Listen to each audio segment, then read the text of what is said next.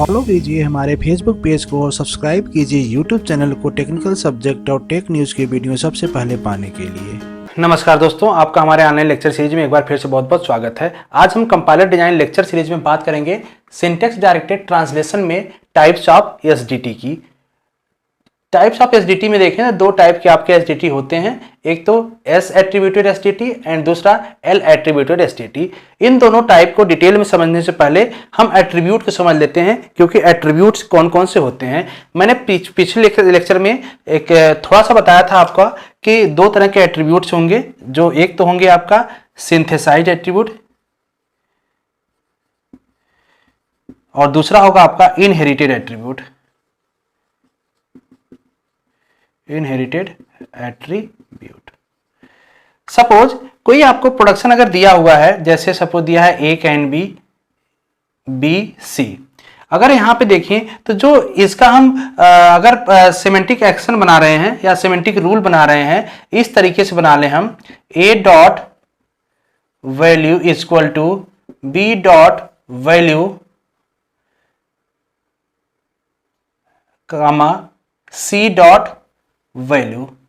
अगर हम यहां पे देखें तो जो ए डॉट वैल्यू कैलकुलेट हो रहा है, ए अपने चिल्ड्रेन जो इस प्रोडक्शन से जो चिल्ड्रेन है, जैसे बी चिल्ड्रेन है और सी भी क्या है चिल्ड्रेन, क्योंकि अगर हम इसका ट्री बनाए तो ए कैन बी बी सी ऐसे बना सकते हैं ट्री। तो जो ए की वैल्यू कैलकुलेट हो रही है, ये हमेशा किससे कैलकुलेट हो रही है? अपने चिल्ड्रेन से। मीन्स इसके चिल्ड्रेन की वैल्यू जो भी होगी, इसी दोनों की वैल्यू से कैलकुलेट क्या हो रहा है? ए की वैल्यू। अगर ऐसा कहीं प्रोडक्शन मिल रहा है और उसके साथ ऐसा कहीं रूल प्रोडक्शन रूल दिया है, तो ये रूल क्या होगा? सिंथेसाइज्ड एट्रीब्यूट्स होंगे। तो इस वैल्यू और वैल्यू को हम इसको जो एट्रीब्यूट है, इसको क्या कर सकते हैं? Synthesized attribute. लेकिन सपोज कहीं पे आपको प्रोडक्शन इस तरीके से दिया हुआ है, A can B B C D.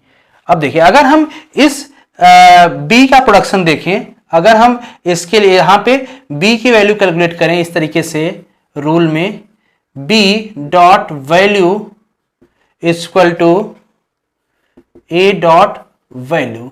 अब यहां पे देखिए क्या हो रहा है, यहां पे जो b की वैल्यू कैलकुलेट हो रही है, अगर इसका ट्री देखें तो कैसे होगा? a b c d।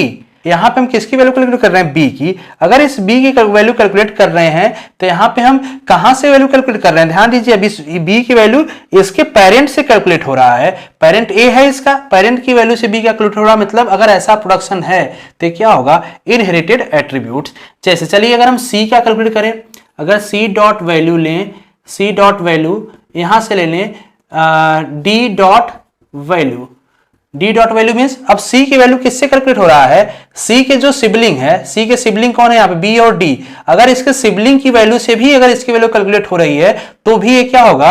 Inherited होगा।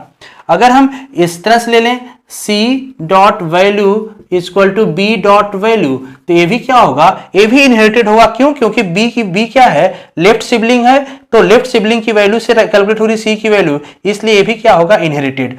या सेकंड प्रोडक्शन क्या था? d इसका राइट सिबलिंग था, इसकी वैल्यू से कैलकुलेट हुआ c की वैल्यू, इसलिए क्या हो गया? इनहेरिटेड। तो कुछ इस तरह से इनहेरिटेड होगा और कुछ इस तरह से क्या होगा? सिंथेसाइज्ड एट्रीब्यूट होगा। तो हम चलते हैं, जो दो टाइप एसडीटी के होते हैं, एस एट्रीब्यूटेड एसडीटी और एल एट्रीब्यूटेड एसडीटी, इसको हम समझने की कोशिश करते हैं। यहाँ पे जो एस एट्रीब्यूटेड और एल एट्रीब्यूटेड है, यहाँ पे मेजर तीन डिफरेंस है दोनों में, जिसको हम यहाँ पे वन बाय वन देखते हैं और समझने की कोशिश करते हैं कि इसमें क्या डिफरेंसेस हैं।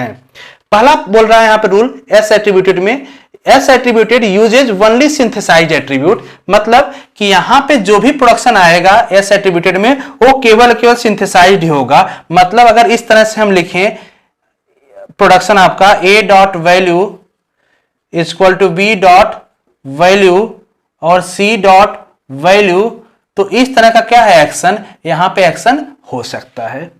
अगर किस प्रोडक्शन का है, suppose A can B B C आपका ग्रामर था, इसका अगर कुछ हम इस तरह से सेमेंटिक एक्शन बनाए, सेमेंटिक रूल बनाए, तो ये सिंथेसाइज्ड में आ सकता है। क्यों? क्योंकि इस ए की वैल्यू कैलकुलेट किससे हो रही है? इसके चिल्ड्रन की वैल्यू से कैलकुलेट हो रही है। अगर यहाँ पे एल एट्रीब्यूटेड देखें तो एल एट्रीब्यूटेड क्या होगा? Uses both synthesized and inherited. मतलब सिंथेसाइज्ड भी जो होगा यहाँ पे हो सकता है, ए वाला प्रोडक्शन अगर यहाँ है तो सेम प्रोडक्शन भी यहाँ पे हो सकता है, क्योंकि सिंथेसाइड भी है और इसके साथ इनहेरिटेड भी हो सकता है। जो इनहेरिटेड है मतलब ये जो इनहेरिटेड है ये भी हो सकता है, लेकिन इनहेरिटेड के साथ कुछ रिस्ट्रिक्शन है। रिस्ट्रिक्शन क्या है कि इनहेरिट कर सकता है आइदर फ्रॉम पेरेंट और लेफ्ट सिबलिंग। मतलब कि अगर इन दोनों में देखें प्रोडक्शन, तो जो पहला वाला है ए आपका एल एट्रीब्यूटेड में जा सकता है और थर्ड वाला जा सकता है एल एट्रीब्यूटेड में, लेकिन ए वाला नहीं जाएगा। क्यों? क्योंकि ये कैसे कैलकुलेट हो रहा है, ये राइट सिबलिंग से कैलकुलेट हो रहा है और राइट सिबलिंग यहां पे अलाउ नहीं करेगा। मींस अगर ऐसा प्रोडक्शन बना हुआ है कहीं आपका, तो अगर है A can B C D, तो आपको यहां पे अलाउ क्या करेगा, इसका A dot value equal to B dot value C dot value and D dot value. A तो यहां पे आ ही जाएगा क्योंकि सिंथेसाइज्ड है ये। लेकिन अगर इनहेरिटेड के देखें तो इनहेरिटेड में अगर हम देखें यहां पे प्रोडक्शन इस तरह से ऐड कर लें, B dot value equal to A dot value, ये अलाउ है क्योंकि पेरेंट से देख रहे हैं, पेरेंट का ले सकता है यहां पे, तो पेरेंट का अलाउड है। लेफ्ट सिबलिंग का भी ले सकता है। अगर सी डॉट वैल्यू हम कैलकुलेट करें तो यहां पे बी डॉट वैल्यू भी ले सकता है क्योंकि लेफ्ट सिबलिंग है। लेकिन यहां पे सी डॉट वैल्यू में डी डॉट वैल्यू नहीं आएगा। क्यों? क्योंकि ये क्या है, डी आपका राइट सिबलिंग है, राइट सिबलिंग यहां पे अलाउ नहीं करता। तो इस तरह से आपका फर्स्ट का है। तो यहां पे अगर फर्स्ट के कंपैरिजंस देखें तो आपको पावरफुल कौन सा लग रहा है, पावरफुल एल एट्रीब्यूटेड होगा। क्यों? क्योंकि यहां पे सिंथेसाइड है प्लस इनहेरिटेड भी है, और एस एट्रीब्यूटेड में क्या है, केवल क्या सिंथेसाइड है, इसलिए क्या है as compared to L attributed SDT ये आपका वीक है। सेकेंड देखिए, semantic action placed at right end of the production. जैसा मैंने अभी पीछे देखा यहाँ पे प्रीवियस जब एग्जांपल हम सॉल्व कर रहे थे, तो हमेशा कोई प्रोडक्शन अगर सपोज इस तरीके से है, हम वहां पे ले रहे थे suppose E can be E plus T है, तो हम इसके साथ ही इसका जो एक्शन था प्रोडक्शन रूल ऐसे लिखते थे, E dot value equal to E dot value plus T dot value. मतलब तो यहां पे हम सेमेंटिक एक्शन ले रहे हैं, हमेशा ग्रामर के राइट साइड में लिख रहे हैं, इस तरीके से लिख रहे हैं, तो ये क्या हो जाएगा, ये आपका सेमेंटिक एक्शन एस एट्रीब्यूटेड में आ जाएगा। लेकिन यहां पे एल एट्रीब्यूटेड में क्या है, प्रोडक्शन जो सेमेंटिक रूल है ये हम कहीं पे भी प्लेस कर सकते हैं। जैसे सपोज अगर आपका A can B C D है, तो हम इंड में भी यहां पे एक्शन रूल यूज कर सकते हैं, या स्टार्टिंग में भी यूज कर सकते हैं, या कहीं बीच में भी हम यूज कर सकते हैं। अब देखिए यहां पे कर्ली ब्रेसेस में है, यहीं पे हम कर्ली ब्रेस में ही इस तरह का रूल लिख सकते हैं। तो यहां लास्ट में भी लिख सकते हैं, बीच में भी लिख सकते हैं, और कहीं स्टार्ट में लिख सकते हैं, किसी तरीके से लिख सकते हैं। तो यहां भी देखें तो इन दोनों में कंपैरिजन करें तो पावरफुल कौन आ रहा है, पावरफुल एल एट्रीब्यूटेड ही आपका है। तो नेक्स्ट थर्ड देखिए, attributes in S attributed evaluated bottom up manner. Bottom up manner मतलब अगर आपका A can B C D है, तो जो वैल्यू कैलकुलेट होगी, जैसे ए की वैल्यू कैलकुलेट होगी तो कैसे कैलकुलेट होगी, बॉटम अप मैनर में पहले इन सब की वैल्यू कैलकुलेट होगी, इसके बाद ए की वैल्यू कैलकुलेट होगी, तो ये बॉटम अप मैनर हो गया। यहां पे जो वैल्यू इवैल्यूएट होगी वो इवैल्यूएट होगी depth first and left to right. मतलब अगर इस तरह से है यहाँ पे ए बी सी डी, तो इस तरह से सर्च करते हुए जाएगा यहाँ पे।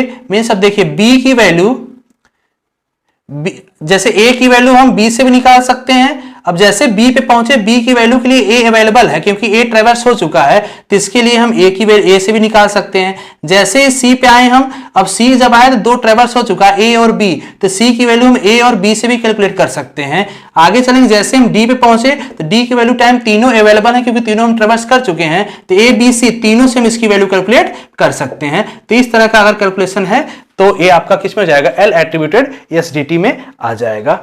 इस तरह से हम एस एट्रीब्यूटेड और एल एट्रीब्यूटेड समझ रहे थे। एक दो क्वेश्चन हम देखते हैं और आइडेंटिफाई करते हैं क्या वो एस एट्रीब्यूटेड एसडीटी है या एल एट्रीब्यूटेड एसडीटी है।